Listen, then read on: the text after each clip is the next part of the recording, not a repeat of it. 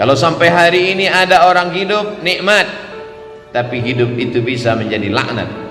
Kalau sampai detik ini masih sehat, nikmat, tapi sehat akan diminta tanggung jawab, dia bisa menjadi laknat. Yang menjadi rahmat adalah ketika mulut masih mengucapkan alhamdulillah wa syukurulillah wala haula wala quwwata illa billah. Faqsusil qasasa, ceritakan kisah nabi-nabi itu, la'allakum yatafakkarun, supaya manusia berpikir bagaimana kematian anak amat sangat menyakitkan bagi Nabi Ayyub alaihi salam. Tanamannya kering kerontang, ternak-ternaknya mati, anak meninggal dunia. Tidak cukup dengan itu, datang penyakit kulit yang tidak berkesudahan. Apakah Nabi Ayyub mengeluh? Tidak. Istrinya Rahmah yang tidak tahan dengan penderitaan itu. Berdoalah Ayyub supaya Allah menyembuhkanmu. Nabi Ayyub tidak ada menyebutkan sakit dalam doanya. Dia tidak ada minta sembuh.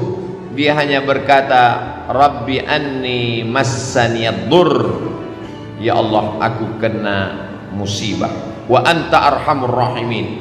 Engkau maha kasih di antara yang pengasih, Engkau maha sayang di antara yang penyayang. Dia tidak ada menyebut sembuhkan aku sudah sakit, aku seorang nabi, anakku meninggal, ternakku mati, tanamanku kering. Dia tidak ada menyebut. Dia malu berkeluh kesah kepada Allah Subhanahu wa ta'ala. Orang yang sudah jatuh cinta kepada Allah, maka semua yang dilakukan Allah itu indah. Walaupun ternaknya mati, Allah tetap indah.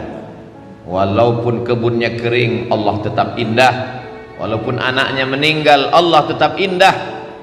Walaupun anak-anaknya meninggal dunia, Allah tetap indah. Tapi tak semua orang yang berada di sekeliling kita melihat Allah indah ketika yang diberikan Allah tak sesuai dengan keinginannya. Ketika dia ingin punya anak, ternyata anak tidak kunjung tiba, dia katakan Allah tidak indah. Ketika dia ingin ternaknya beranak pinak subur, ketika yang datang adalah penyakit kematian, dia katakan Allah tidak indah. Padahal Allah itu innallaha jamilun, Allah maha indah, yuhibbul jamal, Allah suka kepada keindahan.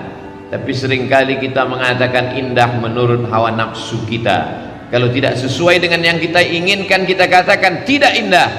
Allah kalau sudah memasukkan cinta ke dalam hati seorang hamba, maka apapun yang diberikan Allah indah.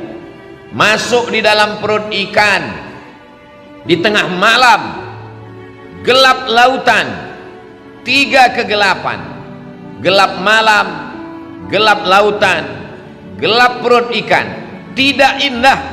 Tapi yang keluar dari mulut Nabi Yunus bukanlah sumpah serapah caci maki.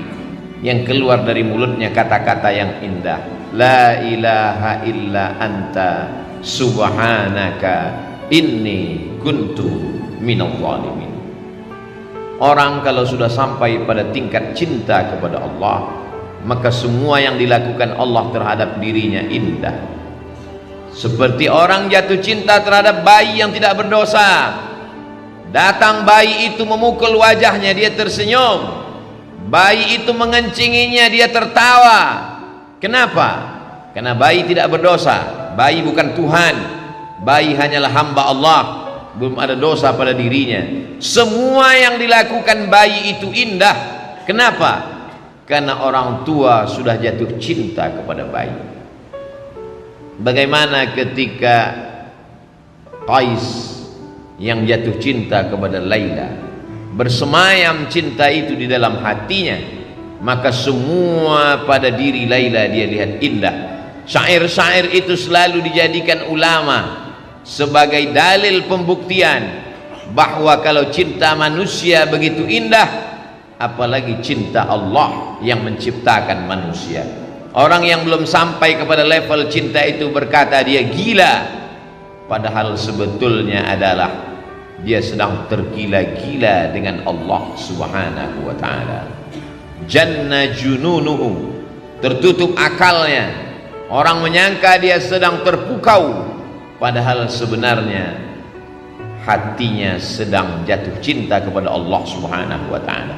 Siapa yang cinta pertama kali? Allah. Yuhibbuhum, Allah mencintai mereka. Wa yuhibbuna, mereka membalas cinta Allah Subhanahu wa ta'ala. Ya bunayya, wahai anakku, inni ara fil manam, aku lihat dalam mimpiku, anni azbahuka, aku menyembelih lehermu, fanzur madza tara, apa pendapatmu?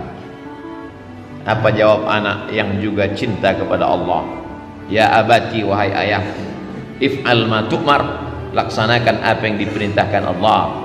Satajuduni insyaallah minas sabirin, insyaallah aku sabar menerima apa yang diberikan Allah Subhanahu wa ta'ala.